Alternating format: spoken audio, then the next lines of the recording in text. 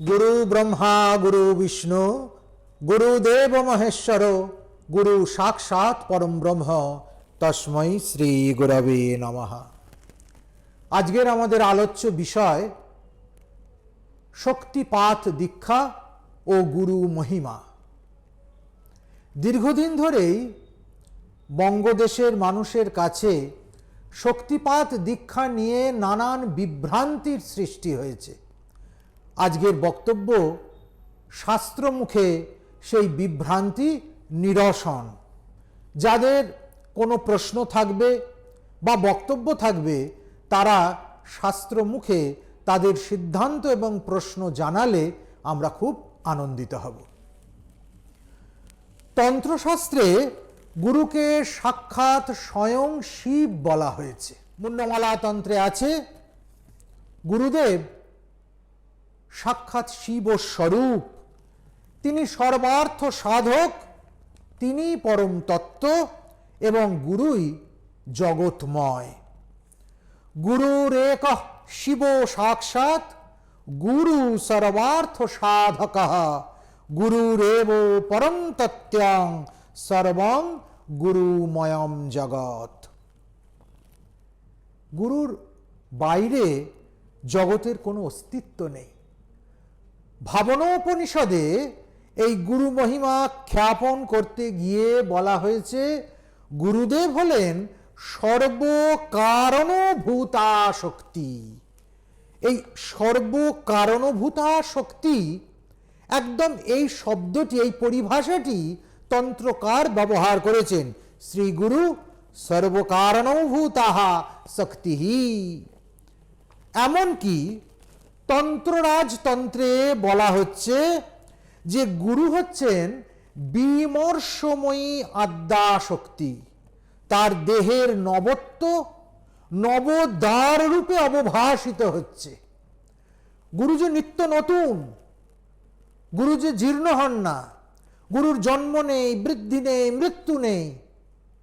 এই নবত্ব গুরু শরীরে কোথায় অবস্থান করে না নবদ্বার রূপে অবস্থান করেন। গুরু রাদ্যা ভবেত শক্তি সা বিমর্ষময়ী মতা গুরু নবত্বং তস্য দেহস্য রন্ধ্রনাথ অবভাসতে। গুরুর নবদ্বার নবরূপে অবভাসিত হয়। ভাবনোপনিষদে আরো একটু অগ্রসর হয়েছেন তন্ত্রকার উপনিষদকার। সেখানে দেখিয়েছেন কেমন করে গুরু অঙ্গে মহাশক্তি বিরাজ করেন। কি অপূর্বভাবে বলা হয়েছে যে আমরা যে দিব্যৌঘ গুরুর কথা বলি তন্ত্রে, সেই দিব্যৌঘ, সিদ্ধৌঘ এবং মানবৌঘ গুরু গুরু অঙ্গেই বিরাজ করেন। এবং দিব্যৌঘ গুরু রূপে, সিদ্ধৌঘ গুরু রূপে এবং মানবৌঘ গুরু রূপে গুরু নিজেকে ক্রমশ সূক্ষ্ম থেকে সূক্ষ্মতর সূক্ষ্মতম রূপে প্রকাশিত করেন। গুরুর কর্ণদ্বয় এবং বাক হচ্ছে দিব্যৌঘ গুরু। আবার গুরুর চক্ষুদ্বয় এবং উপস্থ হচ্ছে সিদ্ধৌঘ গুরু। গুরুর নাসাদ্বয় এবং পায়ু হচ্ছে মানবৌঘ গুরু। গোটা গুরু শরীর সেটাই বিভিন্ন অবস্থায় গুরুর পূর্ণতর পূর্ণতম রূপের বিকাশ। দিব্যৌঘ সিদ্ধৌঘ মানবৌঘ গুরু বলে আমরা যে পরম্পরার যে পংক্তির উপাসনা করি, গুরুর শরীরেই সেই পংক্তি সেই উপাসনা বিন্যস্ত হয়ে থাকে। ক্রমদীপিকায় গুরুকে পরম কৃষ্ণ রূপে অভিভাষিত করা হয়েছে। একটি কৃষ্ণ আর একটি পরম কৃষ্ণ। গুরুকে বলা হয়েছে তিনি পরম কৃষ্ণ। শ্রীমদ্ ভাগবতেও সেই একই কথা আছে। শ্রীমদ্ ভাগবতে ভগবান বলছেন आचार्यं मांग बीजानीयात नावमन्येत करिहिचित न मर्थ बुद्ध्या शूयते সর্বদেব ময় গুরু। আচার্য রূপে আমি প্রকাশিত হচ্ছি বলে তুমি জানবে। কখনো আচার্যের অবমাননা করবে না, আচার্যকে মনুষ্য জ্ঞান করবে না, কেননা জানবে গুরু সর্বদেবময়। তাহলে একদিকে তন্ত্রের দৃষ্টি, অন্যদিকে শ্রীমদ্ ভাগবতের দৃষ্টি, দুটো দৃষ্টির দ্বারাই প্রমাণিত হয় গুরুর শরীরেই সর্বদেব দেবী অবস্থান করছেন এবং গুরু পরম্পরা গুরু শরীর অবলম্বন করে প্রকাশিত হচ্ছেন। মোট কথা, তন্ত্রে, পুরাণে, উপনিষদে সর্বত্রই গুরুই চরম এবং পরম রূপে স্বীকৃত, পরম কৃষ্ণ বলা হচ্ছে।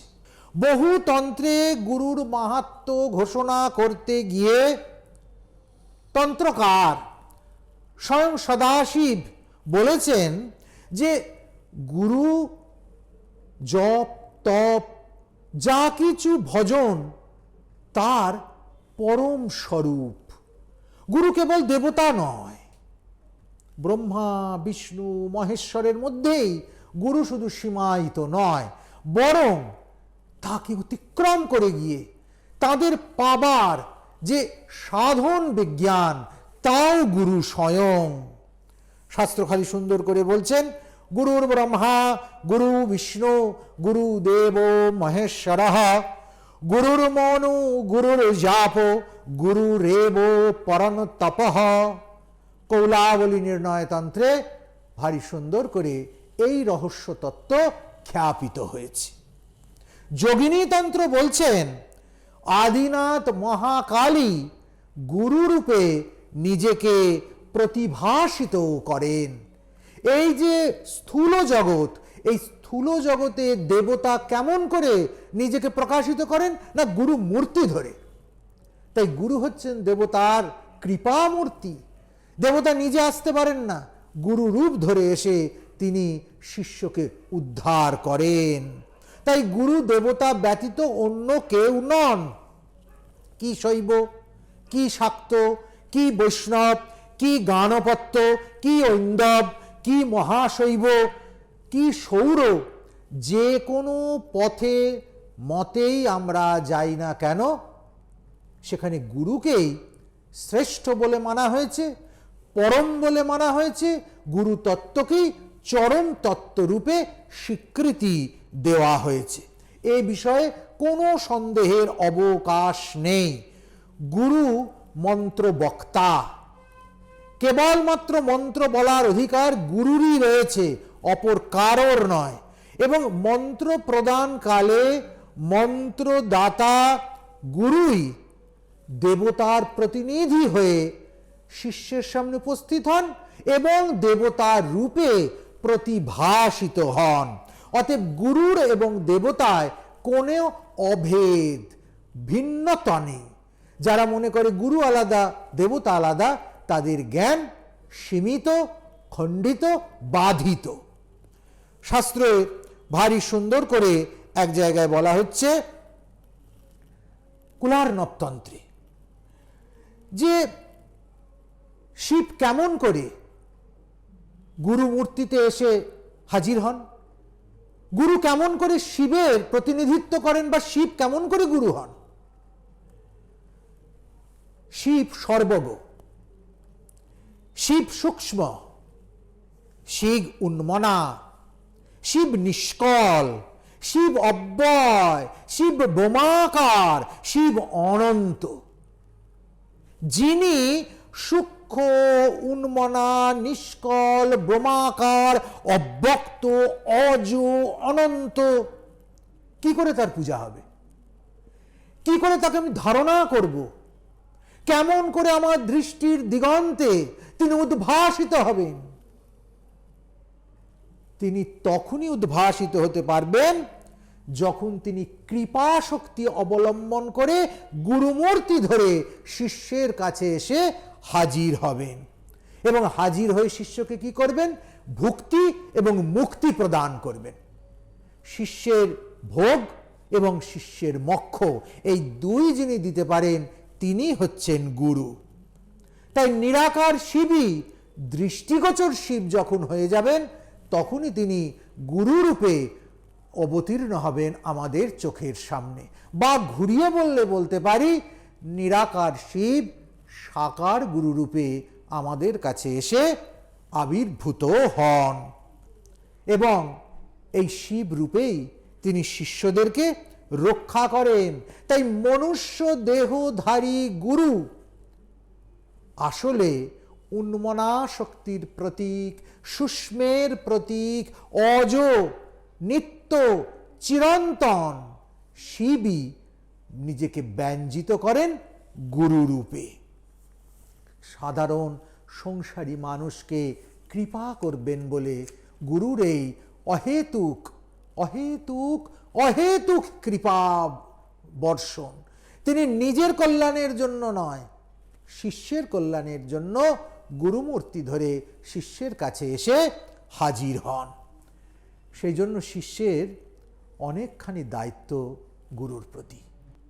তিনি তো আসছেন, কিন্তু যিনি আসেন তাকে তো বরণ করে নিতে হয়, তাকে পাবার মতো, তাকে বোঝবার মতো আধার তৈরি করতে হয়।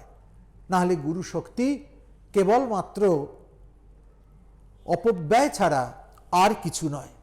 সেজন্য শিষ্যের গুরুর প্রতি অনেক কর্তব্য থাকে। শিষ্যের প্রথম কর্তব্য হচ্ছে গুরুর প্রতি অব্যভিচারিণী ভক্তি। একদম শাস্ত্র পরিষ্কারভাবে বলে দিল, অব্যভিচারিণী ভক্তি। ব্যভিচারিণীর প্রেম স্থায়ী নয়, সে একাধিক পুরুষে আসক্ত, তাই তার প্রেম ব্যভিচারী। আর সতীর প্রেম অব্যভিচারী, সে কেবলমাত্র নিজ পতিতেই আসক্ত। শিষ্যের এই রকম অব্যভিচারিণী শক্তি, ভক্তি, রতি, কান্তি হতে হবে তার গুরুর প্রতি। এ বিষয়ে শাস্ত্র একেবারে নির্ভেজাল সিদ্ধান্ত আমাদেরকে জানিয়ে দিয়েছেন। গুরুতে যদি সন্দেহ থাকে, গুরুতে যদি অনাস্থা থাকে, গুরুতে যদি অবিশ্বাস থাকে, গুরু মারা বিদ্যে যদি করবার কেউ চেষ্টা করে, তাহলে তার সমস্ত বিদ্যা সাধনা নিষ্ফল হয়ে যেতে বাধ্য। শুধু কৃপা কৃপা কৃপা, গুরু কৃপা পারে না এমন কিছু নেই শিষ্যকে লাভ করিয়ে দিতে। তাই জন্য শাস্ত্র বলেছে অব্যভিচারিণী শক্তি, অব্যভিচারিণী ভক্তি, অব্যভিচারিণী নতি গুরুর প্রতি তুমি অর্পণ করো। সৎ শিষ্যের সবচেয়ে বড় লক্ষণ হচ্ছে তিনি গুরুকে তার জীবনের শেষ আশ্রয়, চরম আশ্রয় বলে গ্রহণ করবে। এমনকি গুরু তাকে তেমন করেই গ্রহণ করবে। ম্লেচ্ছপি গুণহীনপি ভক্তিমান শিষ্য উচ্চতে। শিষ্য যদি ভক্তিমান হয়, তাহলে সে কি ব্রাহ্মণ, কি ম্লেচ্ছ, কি গুণবান, কি গুণহীন, গুরুর কাছে সেটা বিচার্য হয় না। গুরুর কাছে বিচার্য হয় তার প্রেম, তার ভালোবাসা, তার আন্তরিকতা। এইটি সদা সর্বদা আমাদের মনে রাখতে হবে। ঠিক বিপরীত ক্রমে অন্য বাক্যটা আসবে। শিষ্য যদি গুরু ভক্তিহীন হয়, তাহলে সে যতই উচ্চবর্ণজাত হোক, যতই গুণবান হোক, যতই সাধন দক্ষ হোক, শেষ পর্যন্ত তার একটি প্রাপ্তি, সেটা হচ্ছে বৃথা কালক্ষেপ এবং নিষ্ফল সাধন। এই জন্য গুরু তত্ত্ব, শিষ্য কর্তব্য, এগুলো সম্পর্কে আমাদের নিঃসন্দিহান হতে হয়। শাস্ত্রে একটা জায়গায় ভারী সুন্দর করে বলা আছে যে যার গুরু ভক্তি হয়েছে তার কাছে অপ্রাপ্য কিছু নেই, সে পাবে না এমন কিছু নেই। কি পাবে সে? বলছে ধর্মার্থ কামাই কিন্নস্তু মখ্য এব করে স্থিত সর্বার্থই শ্রী গুরৌ দেবী যস্য ভক্তি সদা স্থিরা। সে ধর্ম, অর্থ, কাম তাকে তো পাবেই। গুরু ভক্ত ধর্ম লাভ করবে, অর্থ লাভ করবে, তার কামনা পূর্তি হবে। এমন কি সেটা তো সে পাবেই, মোক্ষ পর্যন্ত তার করে স্থিত হবে। সে মোক্ষ পর্যন্ত লাভ করবে শুধু গুরু ভক্তি দিয়ে। শুধু তাই নয়, যার স্থির ভক্তি হয়েছে, যার ভক্তি অব্যভিচারিণীর মতো, সেই স্থির ভক্তির দ্বারা সে দেবী পদে স্থিত হবে, দেবী কৃপা লাভ করবে, শেষ পর্যন্ত তার জীবন সার্থক হয়ে যাবে। অনেকেই বলেন যে মন্ত্র পুরস্চরণ ছাড়া মন্ত্র সিদ্ধি হয় না, শাস্ত্রও বলেন। এ কথা আমি স্বীকার করি, আবার অস্বীকার করি। নিশ্চিতভাবে মন্ত্র পুরস্চরণ করতে হয়, পুরস্চরণের যা যা কৃত্যকর্ম তা পালন করতে হয়, কেননা শাস্ত্র অবমাননার বস্তু নয়, শাস্ত্র বিধি পালন করতে হয়। কিন্তু শাস্ত্র বিধির পারে গিয়ে গুরু ভক্তি লাভ না করতে পারলে, গুরু ভক্ত না হতে পারলে, যতই পুরস্চরণ করুক, যতই তন্ত্রমন্ত্র করুক, যতই বেশ বাস করুক, যতই গুরুর অনুকরণ করুক, ভক্তি ব্যতীত কোনো দিন তার সাধন সম্পন্ন হয় না, সাধন সাফল্য লাভ করে না। এ বিষয়ে সকলকে পরিষ্কার করে জ্ঞান রাখতে হবে। গুরুই সাক্ষাৎ শিবমূর্তি, গুরুই সাক্ষাৎ তার মোক্ষ মূর্তি। গুরু ভক্তি তাই শিষ্যের কাছে দেবতা লাভের চেয়েও অনেক অনেক বেশি গুরুত্বপূর্ণ। গন্ধর্বতন্ত্রে গুরুকে ভক্তি দ্বারা তুষ্টির কথা বলা হয়েছে, আর অন্য কোনো তুষ্টির কথা বলা হলো না।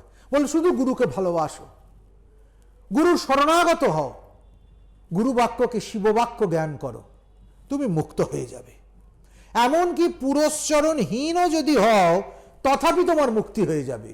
অথবা দেবতা রূপং গুরুং ভক্তা প্রতোভয়েৎ পুরস্চরণহীনপি মন্ত্র সিদ্ধির অসংশয়। পুরস্চরণহীন হলেও তোমার মন্ত্র সিদ্ধি হবে, এ নিয়ে কোনো সংশয় করো না। বারবার এই যে মন্ত্র সিদ্ধির জন্য গুরু ভক্তির কথা বলা হচ্ছে, এখানেই গুরুর গুরুত্ব বেড়ে যায় এবং গুরুর দায়িত্ব গুরুর ওপর এসে চেপে বসে। যতক্ষণ না পর্যন্ত একটি শিষ্য মুক্তি লাভ করতে বাকি থাকছে, ততক্ষণ পর্যন্ত গুরুর মুক্তি হয় না। শেষ শিষ্য পর্যন্ত গুরুকে অপেক্ষা করতে হয়। তাই গুরুগিরি অত সহজ কথা নয়। পরম্পরা বাহিত না হলে গুরু শক্তি প্রকাশিত হয় না। বেজন্মা যেমন সমাজে চলবার যোগ্য নয়, ঠিক তেমনি কুলহীন, পরম্পরাহীন, স্বয়ম্ভূ হঠাৎ করে গজানো, যার গোপ গজায়নি সেও গুরু হয়ে গেছে, এমন গুরুও সমাজে গ্রাহ্য নয়। এমন গুরুর আনুগত্য স্বীকার করাও শিষ্যের পক্ষে মঙ্গলজনক নয়। পরম্পরা ব্যতীত শ্রীমন নারায়ণ থেকে, আদিনাথ মহাকাল থেকে যে শক্তি পরম্পরা বাহিত হয়ে আসছে, সেই শক্তি যদি প্রকাশিত না হয় উপযুক্ত গুরুর মধ্যে দিয়ে, তাহলে কদাপি শিষ্যের মুক্তির কারণ হতে পারে না। সিদ্ধ গুরুই, পরম্পরা বাহিত গুরুই একমাত্র পারেন শক্তিপাত দীক্ষা দিতে। শক্তিপাত করতে একমাত্র পারেন কে? পরম্পরা বাহিত গুরু। এই জন্য শক্তিপাত শব্দটা অনেকের কাছে নতুন ঠেকেছে, কেননা তারা কেউই পরম্পরা বাহিত নয়। যেমন পথের ধারে পড়ে থাকা বাঁশি মালা তা আদরের যোগ্য নয়, ঠিক তেমনি হঠাৎ করে গজিয়ে ওঠা গুরুগিরিও শাস্ত্র স্বীকৃত নয়, তা কলুষ সৃষ্টি করে ধর্মের। শক্তি যদি না বয়ে আসে, শক্তিপাত হয় কি করে? এবং যিনি গদিতে বসেছেন পরম্পরা বাহিত হয়ে, যিনি তার পরম্পরার হদিস দিতে পারেন, তিনি একমাত্র শক্তির রহস্য ভেদ করতে পারেন। আর এই শক্তিপাত দীক্ষা হয় কিভাবে? চক্র জাগরণের মধ্যে দিয়ে।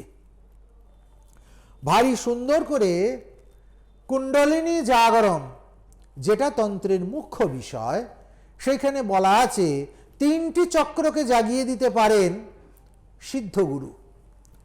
সেটা কি কি? আজ্ঞাচক্র, বিশুদ্ধাচক্র এবং সহস্র দল পদ্ম বা সহস্রার চক্র। এই উচ্চ মার্গের 3 চক্র, ষট চক্রের মধ্যে অন্তিম 3 চক্র কেবলমাত্র শক্তিপাত দীক্ষার দ্বারাই জাগ্রত হতে পারে। তার মানে এই নয় দীক্ষা নিয়েই চক্রগুলি জেগে গেল, এটা কোনো ম্যাজিক নয়, এটা ক্রম।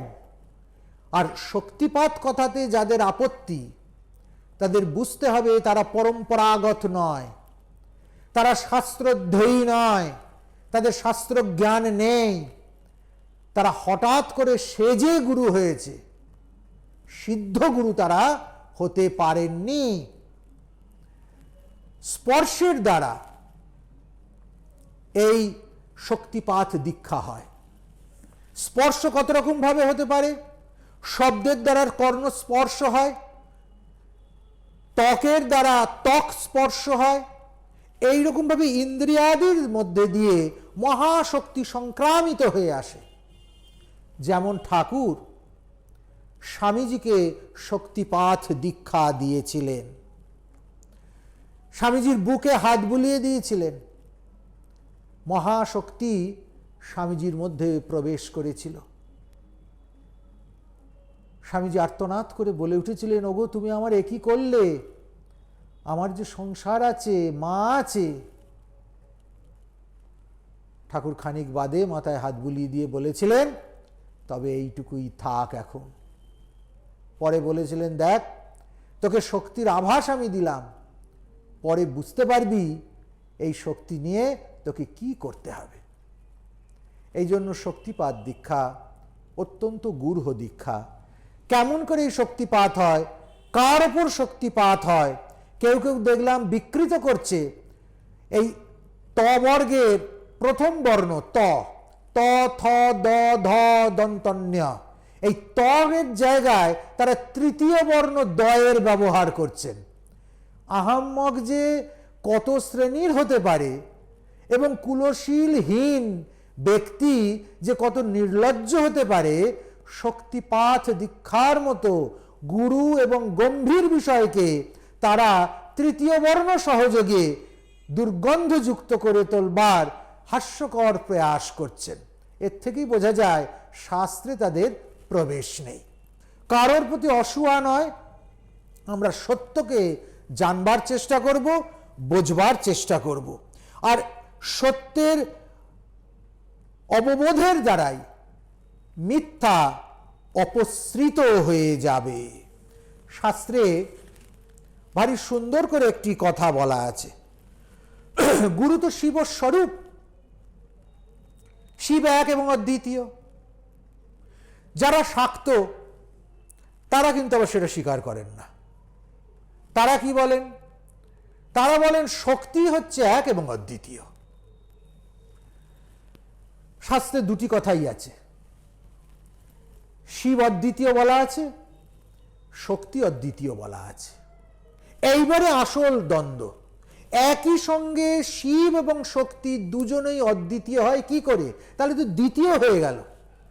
আমি যদি শিবকে একবার অদ্বিতীয় বলি, পরক্ষণে শক্তিকে অদ্বিতীয় বলি, তাহলে তো দুই হয়ে গেল। দুজনেই অদ্বিতীয় হবে কি করে?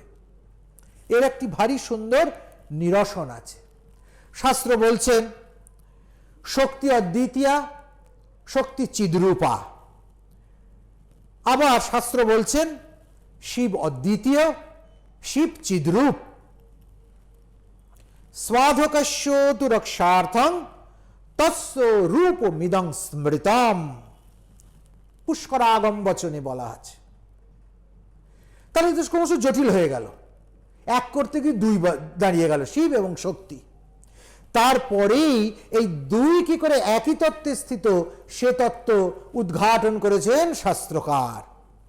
তারা বলছেন যে দেখো, মাহেশ্বরী এবং মহেশ্বর তাদের মধ্যে কোনো ভেদ নেই। মহেশ্বর যেমন অদ্বিতীয়, মাহেশ্বরী তেমনি অদ্বিতীয়া। আর এই অদ্বিতীয় তত্ত্বে স্থিত বলেই কেবল লিঙ্গভেদে এদেরকে আলাদা করে দেওয়া যায় না। এবং যে গুরু শিবস্বরূপ, আমি প্রথম শুরু করেছিলাম যে গুরু শিবস্বরূপ, সেই শিব কিরকম না, সেই শিব না পুংলিঙ্গ, না স্ত্রীলিঙ্গ, না নপুংসক। শিব একাধারে দেব, একাধারে দেবী এবং একাধারে শিবং ইয়তিহি নপুংসকত্য। শিবের মধ্যে ত্রিতত্ত্বই মিলিত হয়ে লিঙ্গতত্ত্বকে অলিঙ্গ তত্ত্বে উদ্ভাসিত করে দিয়েছে, উন্নীত করে দিয়েছে। তা না হলে শিব গুরুর স্বরূপ হতে পারে না। তাই গুরুর সামনে আমি যখন গিয়ে হাজির হব, তখন আমি গুরু দেহটাকে পুরুষের দেহ কি স্ত্রীর দেহ কি নপুংসকের দেহ বলে লিঙ্গ তত্ত্বের দ্বারা বাধিত করবার চেষ্টা করব না। কেননা এই শরীর অবলম্বন করে সেই শিবের শক্তি প্রকাশিত হচ্ছে, যে শক্তি একাধারে পুংস্ত, স্ত্রীত্ব, নপুংসকত্ব এই তিন তত্ত্বের বাইরে। তবে হ্যাঁ, এটা মাথায় রাখতে হবে যে শিবের মধ্যে যে ত্রিতত্ত্বের অবস্থান এবং ত্রিতত্ত্বকে পেরিয়ে গিয়ে যে অলিঙ্গত্ব, এই অলিঙ্গত্বকে প্রতিষ্ঠা করতে গেলে আমাদের সেই স্তরে আসতে হবে, অর্থাৎ শক্তির দ্বারা ব্যঞ্জিত হতে হবে। শাস্ত্র এই শব্দটাকে ব্যবহার করেছে। কি বলছেন শাস্ত্র? শাস্ত্র বলছেন নৈব স্ত্রী ন পুমানেব নৈব চায়ং নপুংসকঃ। এই তিন তত্ত্বের বাইরে বেরিয়ে যাও। বেরিয়ে গেলে তুমি কি দেখতে পাবে? শিব স্বয়ং প্রকাশ, কেবল চৈতন্য স্বরূপ, পরিপূর্ণ, নির্বাপর, উদাসীন এবং সাক্ষী স্বরূপ। এই একই বিশেষণ গুরু সম্পর্কেও প্রয়োগ করা হয়েছে, কেননা শাস্ত্র শিবত্ব এবং গুরুত্বকে একই জায়গায় স্থান দিয়েছেন। এই জন্যই আমরা বারবার শিবত্বকে বোঝবার চেষ্টা করছি। গুরু কেন শিব, শিব কেন গুরু। যিনি নির্বাপর, যিনি পরিপূর্ণ, যিনি উদাসীন, যিনি সাক্ষী স্বরূপ, তিনি নিজেকে প্রকাশ করতে পারেন না। তাহলে আমি শিবকে পাবো কি করে? এই জন্যই শিবের শক্তি সান্নিধ্যের প্রয়োজন হয়। শক্তি সান্নিধ্যে আসলেই শিব সৃষ্টাদি ক্রিয়া করতে পারে এবং পশুদেরকে ভুক্তি মুক্তি প্রদান করতে পারে। পশু মানে যারা তার কাছে মুক্তির জন্য আসছে, আপামর জনসাধারণ। এখানে পশু মানে কিন্তু জানোয়ার বা অ্যানিম্যাল নয়, এখানে পশু মানে মুক্তি লাভেচ্ছু ভক্তবৃন্দ, জীববিন্দু। এটি শাস্ত্রীয় পরিভাষা। অনেকে পশু শব্দ নিয়েও নানান কথা বলেছেন যে শক্তিপাত তো পশুর হয়। হ্যাঁ, পশুরই তো শক্তিপাতের প্রয়োজন। যিনি দেবতা হয়ে গেছেন তারা নতুন করে কি শক্তি সে লাভ করবে? জন্য শাস্ত্রে পশুর শক্তিপাত বিধান দেওয়া হয়েছে। আর আমি বললাম পশু মানে অ্যানিম্যাল নয়, জানোয়ার নয়। পশু মানে কি? পাশযুক্ত।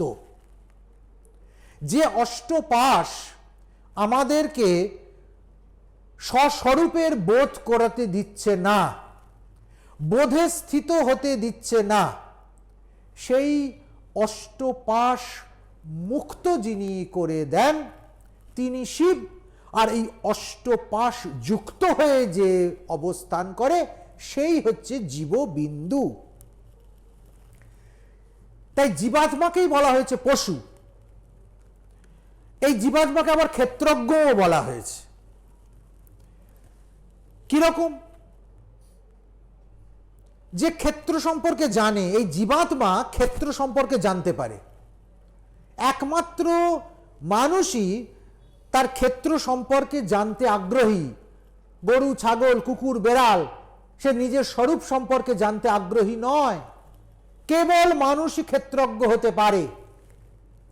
শাস্ত্র বলছে পশু অননু ব্যাপক। অননু শব্দের অর্থ হচ্ছে অনু, যে অনু নয়, যে সূক্ষ্ম, সুষ্মাতীত, বোমাতীত, পরমজ্যোতি। এই জীবই পরমজ্যোতি, কিন্তু সে বুঝতে পারছে না। ঠাকুরের কি সুন্দর গল্প আছে। এক চাষার মাঝরাতে চণ্ডীমণ্ডপে বসে গাঁজার নেশা উঠেছে। তা গাঁজা সে ধরাবে, আগুন নেই। লণ্ঠনটা নিয়ে পাশের বাড়িতে গেছে, বন্ধুর বাড়িতে গিয়ে বলছে, ভাই একটু আগুন দিবি? বন্ধু বলছে, তুই কি বোকারে, আগুন তো তোর ভেতরেই রয়েছে, ওই লণ্ঠনটার মধ্যে দেখ, ওইটা থেকে আগুন না নিয়ে তুই আমার বাড়িতে এসেছিস আগুন নিতে। এই যিনি চৈতন্য করিয়ে দিলেন, দেখিয়ে দিলেন, শুনিয়ে দিলেন, ইনি গুরু। আর আমাদের ভেতরেই আগুন রয়েছে, লণ্ঠনের ভেতরেই আমার আগুন রয়েছে, আমার ভেতরেই চিদের স্বরূপ স্বয়ং প্রকাশ শিব অবস্থান করছে, আমি চিনতে পাচ্ছি না। তাই আমি হচ্ছি পশু, জীবাত্মা, পাশযুক্ত। চারবাগ মতে কেবল দেহ নয়, নৈয়ায়িক মতে কেবল প্রকাশ্য নয়, কেবল বোধনীয় বা জ্ঞেয় নয়, জৈন মতে কেবল অব্যাপক নয়, বৌদ্ধ মতে কেবল ক্ষণিক নয়। জীব দেশকালের দ্বারা অনবচ্ছিন্ন, ব্যাপক, নিত্য। কিন্তু তার বোধ করতে হবে, তাকে বোধে স্থিত হতে হবে। এমনকি বেদান্তের যে এক, তন্ত্রের একত্ব, তন্ত্রের শিবত্ব, বেদান্তের সেই একত্বও নয়। কি মজার কথা, ভোগের যে রহস্য বিজ্ঞান, ভোগ ত্যাগের যে আশ্চর্য অনুভূতি, এই সমস্ত কিছুকে তন্ত্র ওই জীবাত্মার সঙ্গে যুক্ত করে দিয়েছেন। এমনকি তন্ত্র বহু পুরুষকে স্বীকার করেছেন। পুরুষ মানে এখানে মেল নয়, অস্তিত্ব। তন্ত্রের পরিভাষাগুলো আমাদের বুঝতে হবে, প্রাকৃত ভাষার মতো করে বুঝলে হবে না।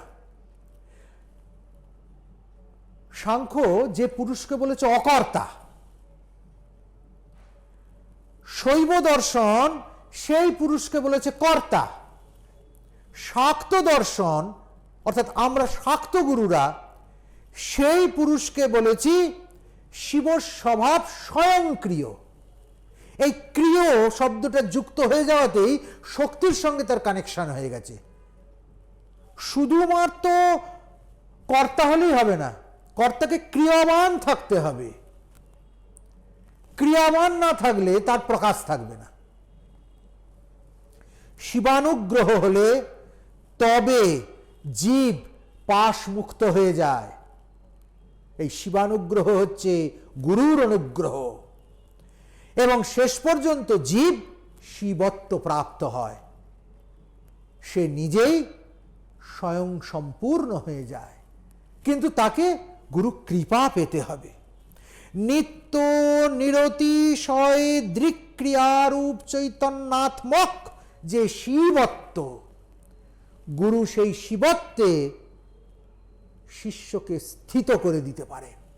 গুরু এমন সমর্থবান, এবং এটা হতে পারে একমাত্র শক্তিপাতের দ্বারা। পাত শব্দটার মধ্যেই একটা অদ্ভুত জিনিস লুকিয়ে আছে। কোথাও নেই আর কোথাও আছে। যেখানে আছে সেখান থেকে যেখানে নেই সেখানে গিয়ে পড়া, একেই বলে পাত। উচ্চ জায়গা থেকে নিচে পড়া, বড় থেকে ছোটর ওপর পড়া। শক্তি এরকম ভাবে সঞ্চারিত হয়। গুরু পূর্ণ শক্তিমান। গুরু কেমন? নিত্য নিরতিশয় দিক্ক্রিয়ারূপ চৈতন্যাত্মক। তিনি কাম ক্রোধ লোভ মোহ মদ মাৎসর্য অষ্টপাশযুক্ত যে জীবাত্মা শিবত্ব ভুলে বসে আছে, তার উপর শক্তি আধান করেন। যার শক্তি নেই সে আধান করবে কি? এই আধান হয় যখন, তখন যে ক্রিয়া হয় অতি গুহ্য যে দীক্ষাক্রম, তাকেই বলা হয়েছে শক্তিপাত দীক্ষাক্রম। এবং এই দীক্ষাক্রমে আসলেই তবেই কেবলমাত্র জীবের জ্ঞান শক্তি এবং ক্রিয়া শক্তি জাগ্রত হয়। আমি বলছিলাম যে সক্রিয় হতে হবে কর্তাকে, শুধু কর্তা কর্তা কর্তা বলে বসে থাকলে হবে না। নিষ্ক্রিয় কর্তা কর্তা নয়, সক্রিয় কর্তাই কর্তা। শিবের নিচে যে নিষ্ক্রিয় হয়ে পড়ে রয়েছে সবরূপী শিব, সে কর্তা নয়, সে গুরু নয়। কালীর সঙ্গে যার সংযোগ হচ্ছে, অর্থাৎ মহাকালের সঙ্গে যার সংযোগ হচ্ছে মহাকালী, সেই মহাকাল হচ্ছে গুরুস্বরূপ, সেই মহাকাল হচ্ছে সক্রিয় শিব। এই সক্রিয় শিবত্বে উপনীত হতে হয়। সেটা উপনীত হয় কে? পশু। পশু উপকার আছে, তন্ত্র বলল পশু 3 রকম। সেই পশুকে শক্তিপাত করতে হয়। কেমন করে, কোন পশুতে কিরম ভাবে শক্তিপাত হবে? বলছে ত্রিবিধ পশু। কি কি? বিজ্ঞানাকল পশু, প্রলয়াকল পশু এবং সকল পশু। বিজ্ঞানাকল পশু কাকে বলে?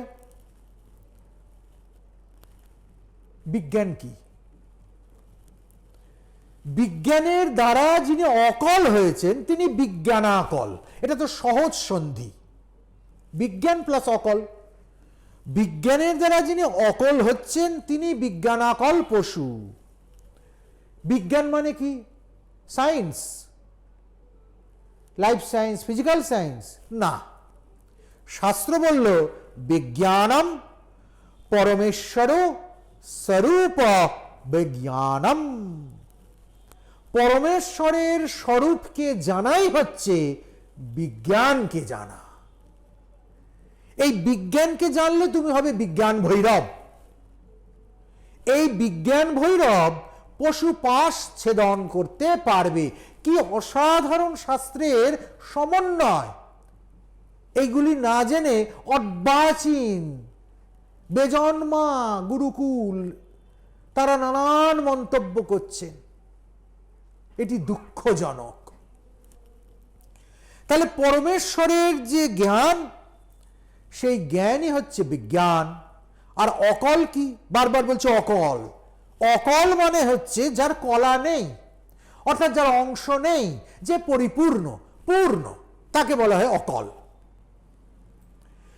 বিজ্ঞান, যোগ, সন্ন্যাস এই সমস্তের দ্বারা যখন আমাদের অকলগুলো মিটে যায়, অর্থাৎ আমাদের অসম্পূর্ণতা মিটে যায়, তখন আমাদের কর্ম ক্ষয় হয়। কর্ম থাকলেই কর্মের বন্ধন থাকবে। কর্মগুলো ক্ষয় হয়ে গেলে আমি বন্ধনের বাইরে চলে যাব। যেই আমি বন্ধনের বাইরে যাব আমি ক্ষীণকর্মা হয়ে যাব। এই শ্বাস প্রশ্বাস কর্ম তো থাকবেই, তাই জীব কখনো কর্মহীন হয় না, এটা খালি বজা। কিন্তু জীব ক্ষীণকর্মা হতে পারে। তখন আমি ক্ষীণকর্ম হব, দেহ রক্ষার্থে যেটুকু কর্ম সেটুকু কর্ম থাকবে। আমাকে তখন আর কর্মফল ভোগ করতে হবে না। অর্থাৎ স্থূল কর্মফলের আমি বাইরে চলে গেলাম। কিসের দ্বারা আমি বাইরে গেলাম? বিজ্ঞান, অর্থাৎ পরমেশ্বর তত্ত্ব জানলাম। যোগ, পরমেশ্বরের সঙ্গে আমার যোগ যুক্ত হলাম। এবং শেষ পর্যন্ত সন্ন্যাস বা ভোগের নিরসন হলো। তার দ্বারা আমি অকল হলাম। বিজ্ঞানকে জেনে আমি অকল হলাম, আমি তাই বিজ্ঞানাকল পশু হলাম। কাজেই আমার যে ভোগায়তন শরীর, এই ভোগায়তন শরীরের আর কোনো প্রয়োজন আমার থাকলো না। এবং এই শরীরের প্রয়োজন ফুরিয়ে যাবার সঙ্গে সঙ্গে আমি পাশ মুক্ত হয়ে গেলাম। কিন্তু শাস্ত্র বলেছে বিজ্ঞানাকল আবার 2 রকমের আছে। সমাপ্ত কলুষ বিজ্ঞানাকল, অসমাপ্ত কলুষ বিজ্ঞানাকল। কলুষ কি? মল শক্তি কালুষ্য। মল শক্তিটাই তো কলুষ। যার মল সমাপ্ত হয়ে গেছে, নষ্ট হয়ে গেছে, তিনি সমাপ্ত কলুষ। আর যার মল নষ্ট হয়নি তিনি অসমাপ্ত কলুষ। এখন অনেক পাঁটা ছাগল এই মলের অর্থ যদি বিষ্ঠা করে, তাহলে আমার আর বলবার কিছু নেই। মলতত্ত্ব তাদেরকে আয়ত্ত করতে হবে। কত কত মল আছে শরীরে, কেমনভাবে মায়া মল বিস্তার করে, মলের ঊর্ধ্বে গেলে মায়াধীশ হওয়া যায়, এ তো আলাদা তত্ত্ব কথা। তা যাই হোক, মলশক্তি নষ্ট হয়ে গেলে অসমাপ্ত কলুষ হয়। যখন সে অসমাপ্ত কলুষ হয়, তখন তার ভিতরে আবরণ শক্তি আর কাজ করে না।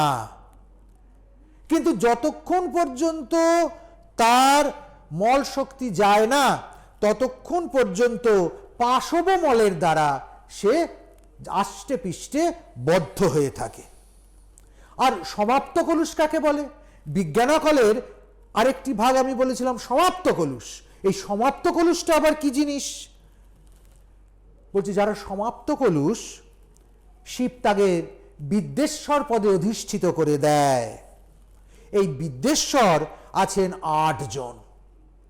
এরা অনন্ত, সূক্ষ্ম, শিবোত্তম, একনেত্র, একরুদ্র, ত্রিমূর্তিক, শ্রীকণ্ঠ এবং শ্রীখণ্ড। এই 8টা শিবে তারা বিভক্ত। এটাও শিবের একটা রূপ। অসমাপ্ত কলুষ অনন্তমূর্তি, অসমাপ্ত কলুষ সূক্ষ্মমূর্তি, অসমাপ্ত কলুষ শিবোত্তম মূর্তি, অসমাপ্ত কলুষ একনেত্র মূর্তি, অসমাপ্ত কলুষ একরুদ্র মূর্তি, অসমাপ্ত কলুষ ত্রিমূর্তিক মূর্তি, অসমাপ্ত কলুষ শ্রীকণ্ঠ মূর্তি এবং অসমাপ্ত কলুষ শ্রীখণ্ড মূর্তি। এই অসমাপ্ত কলুষ বিজ্ঞানাকলদের তিনি মন্ত্র অধিষ্ঠিত করে দেন। মন্ত্র কর্ম এবং শরীর বিযুক্ত হয়ে কেবলমাত্র মলযুক্ত জীবকে উদ্ধার করে। এই মলযুক্ত জীবকে উদ্ধার করার মন্ত্র সংখ্যা কয়টি? বলছে 7 কোটি। 7 কোটি মন্ত্র আছে। কোটি মানে কিন্তু অযুত লক্ষ নিযুত কোটি নয়, কোটি মানে প্রকার। এই জন্য শক্তিপাত দীক্ষায় সপ্ত প্রকার শক্তিপাত হয়। শক্তিপাত বললেও আবার বোঝায় না। প্রথম শক্তিপাত দীক্ষায় ত্রিস্তরীয় শক্তিপাত হয়, 3টি মন্ত্র প্রাপ্তি হয়। এর 7টি মন্ত্র নয় আছে। এর পরের আসে কারা? যারা সমাপ্ত কলুষ হয়েছে, সমাপ্ত কলুষ বিজ্ঞানাকল, তারা তো অনেক উচ্চ স্তরের। তাদের জন্য 7 রকমের মন্ত্রতন্ত্র আছে, তাদের অনেক উচ্চ ব্যবস্থা, এলিট। কিন্তু তাদের থেকে একটু নিচু স্তরে কারা আছে? প্রলয়াকল। প্রলয়াকল কারা? প্রলয়াকল পশু হচ্ছে যারা মল এবং কর্ম এই দুটো পাশেই আবদ্ধ, যাদের মলও আছে কর্মও আছে, যারা ভোগটোগও চাইছে, এক্ষুনি মুক্তিও চাইছে না, একটু ভালোভাবেও থাকতে চাইছে, আবার মাঝে মাঝে একটু ভগবানের নামও করছে। এইগুলো সব হচ্ছে প্রলয়াকল। এদের জন্য কি মন্ত্র শক্তির ক্রিয়া আছে, এদের জন্য কি শক্তিপাত ক্রিয়া আছে, এদেরকেও আধান করতে হবে, এদেরকে বুস্ট আপ করতে হবে। শাস্ত্র বলছে কলাদি ক্ষিত্তান্তক, যে তত্ত্বময় জগৎ, সেই তত্ত্বময় জগতে এই শরীরে প্রতিভাসিত হয়। অর্থাৎ এই শরীর কলাদি ক্ষিত্তান্ত তত্ত্বাত্মক, এবং এই শরীরেই এগুলো লয় প্রাপ্ত হয়। তত্ত্ব কটা আছে? 36টা। জগৎ 36 তত্ত্ব। সেই একই 36 তত্ত্ব আমার দেহও আছে। সেই দেহকে চিনতে হবে, 36 তত্ত্বাত্মক দেহ। সেই দেহকে যারা চিনতে পারছে তাদের মল পরিপক্ক হয়ে যাচ্ছে। এই জন্য প্রলয়কল আবার দুভাগে বিভক্ত। একটা হচ্ছে পরিপক্ক মল প্রলয়াকল পশু, আর একটা হচ্ছে অপক্কমল প্রলয়কল পশু। যারা পরিপক্কমল প্রলয়কল পশু, তাদের মলকর্ম পক্ক হয়ে গেছে, অর্থাৎ জীর্ণ হয়ে গেছে, তাদের মলের আবরণ আর নেই। ফলে তারা নিজেদের কাজ নিজেরা করে নিতে পারে। তারা একটু জপ ধ্যান করে, সাধন ভজন করে, ঈশ্বর কথা বলে, মানুষকে দিয়ে ঈশ্বরের পথে আনায়, এইসব নানান কাজ তারা খানিকটা স্বতন্ত্রভাবেই করতে পারে। কিন্তু যারা সেটা পারে না, তারা হচ্ছে অপক্ক। পক্কমল যারা, তারা প্রলয় কলাঘ্না মোক্ষ লাভ করে। কিন্তু যারা অপক্কমল, তাদের কিন্তু আবার দুটি শরীর ধারণ করতে হয়। একে বলা হচ্ছে পূর্যষ্টক যুক্ত কর্ম জন্মগ্রহণ করা। একটা নতুন শব্দ পেলাম, পূর্যষ্টক। এই পূর্যষ্টক মানে কি?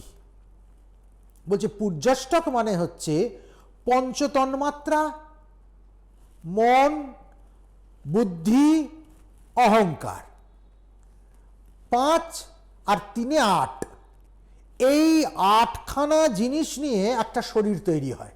একে বলা হয় পূর্যষ্টক শরীর। অন্য মতের একটা আবার ভিন্ন মত আছে তন্ত্রে, বলা হচ্ছে এই 8টা হচ্ছে কলা, কাল, নিয়তি, বিদ্যা, রাগ, মন, বুদ্ধি, অহংকার। সেটা যেটাই হোক, আগেরটা বা এখনেরটা, যেটাই হোক না কেন, এই 8খানা এলিমেন্ট নিয়ে সূক্ষ্ম শরীর তৈরি হয়। তাকে বলা হয় পূর্যষ্টক শরীর। এটি সূক্ষ্ম দেহে থাকে এবং জীবের মধ্যে থাকে। পক্কমল প্রলয়কলদের মহেশ্বর কি করেন, শিব কি করেন, গুরু কি করেন? ভুবনপতিত্ব প্রদান করেন, একটা ভুবনের অধীশ্বর করে দেন। তারা সিদ্ধি লাভ করবার পর কিছুদিনের জন্য স্বর্গসুখ লাভ করেন, কিছুদিনের জন্য কোনো কাম্য বস্তু লাভ করেন, অর্থাৎ ভুবনপতি হন তারা। এসবের বাইরে একেবারে প্রাকৃত স্তরে আছে আরো কিছু জীব। এরা হচ্ছে সকল পশু। এরা কারা? এরা 3টে থাপ্পড়ই খেয়েছে জীবনে। এদের মলও আছে, কর্মও আছে, মায়াও আছে।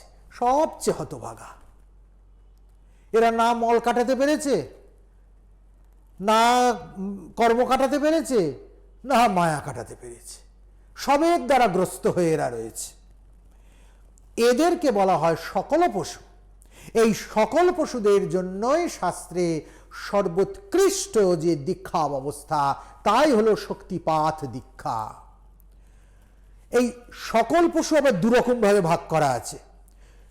একজন হচ্ছে পঞ্চকলুষ বা পক্ককলুষ, আর একজন হচ্ছে অপঞ্চকলুষ বা অপক্ককলুষ। সহজ করে বলি, পক্ককলুষ, অপক্ককলুষ। পক্ককলুষ যারা, তারা শেষ পর্যন্ত মন্ত্রেশ্বর পদ প্রাপ্ত হয় শিবপ্রসাদে, গুরুপ্রসাদে। পাশগুলো জড়িয়ে ধরে তাদের, কিন্তু গুরু কৃপায় শেষ পর্যন্ত তাদের ছেড়ে চলে যায় এবং গুরু তাদের মোক্ষ দান করেন। সেই মোক্ষ আবার দুবিধ, দুরকম মোক্ষ। গুরু এই সমস্ত পক্ককলুষ, প্রলয়া সকল পশুদের যে মুক্তি প্রদান করেন, সেই মুক্তি দ্বিবিধ। একটি হচ্ছে পরমুক্তি, আরেকটি হচ্ছে অপরমুক্তি, বা বলা হয় মুখ্য মুক্তি, গৌণ মুক্তি। শাস্ত্র অতি জটিল। এত সহজে শক্তিপাতকে তৃতীয় বর্ণ করে হাস্যস্পদ করলেই তার রহস্য ভেদ করা যায় না। অর্বাচীন বালকের এ কার্য নয়। তত্ত্বপ্রকাশ তাতে পরিপক্ক মলেদের বলা হয়েছে শিব নিয়োগ করতে। শিব সাক্ষাৎ আসবে অপরিপক্ক মলেদের। ওদের আর উদ্ধার করবার কেউ নেই, ওরা পক্কমলও হতে পারেনি, ওরা একেবারে অপরিপক্ক মল সকল, একদম আম পাবলিক। সহজ কথায় তার মুক্তির জন্য কি হবে? শিব বললেন আর অন্য কিছু নয়, আমাকেই যেতে হবে। কি করে যাব? গুরুমূর্তি ধরে যাব, গুরু রূপে আমি তাকে শক্তিপাত করব, আমার শক্তি শেয়ার করব তার সঙ্গে। আর কোনো উপায় নেই, সব তামাদি হয়ে গেছে, ভিটেমাটি চাটি হয়ে গেছে, এখন যদি কেউ কিছু দেয় তাতে চলবে। গুরু বলল আমি দেব। ভারী সুন্দর করে শাস্ত্র বলছেন শিব নিয়োগ হবে এই শক্তিপাতের মধ্যে দিয়ে। শিব নিজে গুরুমূর্তি ধরে এসে দীক্ষা দেবেন এবং পরমেশ্বর তত্ত্বের সঙ্গে যুক্ত করে দেবেন। এই যে দীক্ষা, এই দীক্ষা মোক্ষ প্রদানকারী এবং তত্রার্থ স্ফুরণকারী। এই আপতিত হবে শক্তি তার উপর বলে কোন কোন চক্রে? আজ্ঞা চক্রে, বিশুদ্ধা চক্রে, সহস্রার চক্রে। এই জন্য এই দীক্ষার নাম শক্তিপাত দীক্ষা। এই শক্তি আবার দুবিধ। গুরু তো শক্তিপাত করবেন, কি শক্তিপাত করবেন? এ আবার দুরকম। বলছেন যে শক্তি দুই রকম, একটি বন্ধনকারিণী শক্তি আর একটা মোচনকারিণী শক্তি। বন্ধনকারিণী শক্তি কিরকম? গুরুর শক্তিপাত দীক্ষা করলেন, শিষ্য আরো বদ্ধ হয়ে গেল, বুঝতে হবে এ বেটা গুরু নয়, এ মুক্ত করতে এসে আরো বেঁধে ফেলল, কেন সে বন্ধনকারিণী শক্তি প্রয়োগ করে দিয়েছে। বলছে বন্ধনকারিণী শক্তি অনাদিকাল ধরে পশুকে পশু জালেই বদ্ধ করে রেখেছে এবং তার থেকে বেরোবার পথ সে খুঁজে দেয় না। সে কি করে? সে নানান বার দেয়, ব্রত দেয়, আচার দেয়, বিচার দেয়, নিয়ম দেয়, নিষ্ঠা দেয়, এটা দেয়, সেটা দেয়, এমন করে শাস্ত্র জালে আবদ্ধ করে ফেলে, শিষ্যের মাথা ঘুরে যায়। তখন শিষ্যের কি হয়? তখন শিষ্যের মধ্যে আচরণটাকেই মোক্ষ বলে ভ্রম জন্মায়। কেন? ওটা বন্ধনকারিণী শক্তি। কিন্তু গুরু যদি মোচনকারিণী শক্তি দেয়, তখন সে শাস্ত্র বাক্য মেনেই শাস্ত্র বাক্যের ঊর্ধ্বে চলে যায়। কিরকম? গীতায় ভগবান নিজ মুখে বলেছেন তস্মাৎ শাস্ত্র প্রমাণানাং কার্যকার্যৌ ব্যবস্থিত। অর্থাৎ তোমাকে কার্য করতে হবে, তুমি কার্য করবে, কিন্তু প্রমাণ হচ্ছে শাস্ত্র। এই শাস্ত্র মচিকা শক্তি রূপে গুরু দ্বারা শিষ্যের ওপর আপতিত হয়। যখন সকল পশু অপরিপক্কমল হয়ে মচিকা শক্তির দ্বারা সহস্রার, বিশুদ্ধা বা আজ্ঞা চক্রে গুরু কৃপারূপে আবির্ভূত হয় স্পর্শাদি দ্বারা, তখন যে দীক্ষা ক্রিয়া সংগঠিত হয় শাস্ত্র তাকেই বলেছে কলির অতি দুর্লভ শক্তিপাত দীক্ষা। শক্তিপাত দীক্ষা ব্যতীত কলিতে অন্য দীক্ষা ক্রিয়াশীল নয়। কেবল কানে মন্ত্র বলে দিলাম, চিরকুট দেখে মন্ত্র দেখে শিষ্যকে মন্ত্র দিয়ে দিলাম, সেই দীক্ষার দ্বারা জন্ম জন্মান্তরেও শিষ্যের মুক্তি হতে পারে না। অপক্ক কলুষ সকলদের শিব নিজে উদ্ধার করেন এবং ভোগমুক্তি থেকে, বিষয়ের কালুষ্য থেকে তাকে নিয়ে গিয়ে পরম ধামে অবস্থান করিয়ে দেন, পরম তত্ত্বের সঙ্গে সংযোগ করিয়ে দেন। এটি কলির রহস্যময় পরম প্রাপ্তি শক্তিপাত দীক্ষা। শিব শিব শিব।